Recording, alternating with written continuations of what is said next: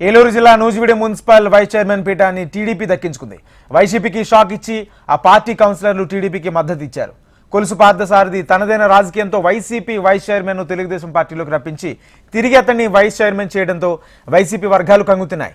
Nuzvid municipality ఆవిర్భవించిన 30 సంవత్సరాల కాలంలో ఒక్కసారి మాత్రమే తెలుగుదేశం పార్టీ చైర్మన్ పీఠాన్ని కైవసం చేసుకోగా అప్పటి కాంగ్రెస్ పార్టీ అనంతరం వైసీపీ కంచుకోటగా నూజివీడు మున్సిపాలిటీ మారింది. తాజాగా వైస్ చైర్మన్ పీఠం టీడీపీలోకి వెళ్ళింది. ఏలూరు జిల్లా నూజివీడు మున్సిపల్ వైస్ చైర్మన్ పీఠాన్ని టీడీపీ దక్కించుకుంది. వైసీపీకి షాక్ ఇచ్చి ఆ పార్టీ కౌన్సిలర్లు టీడీపీకి మద్దతు ఇచ్చారు. కొలుసు పార్థసారథి తనదైన రాజకీయంతో వైసీపీ వైస్ చైర్మన్ ను తెలుగుదేశం పార్టీలోకి రప్పించి తిరిగి అతన్నే వైస్ చైర్మన్ చేయడంతో వైసీపీ వర్గాలు కంగుతున్నాయి.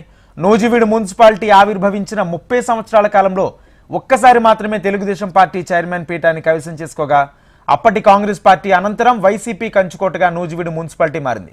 తాజాగా వైస్ చైర్మన్ పీఠం టీడీపీలోకి వెళ్ళింది.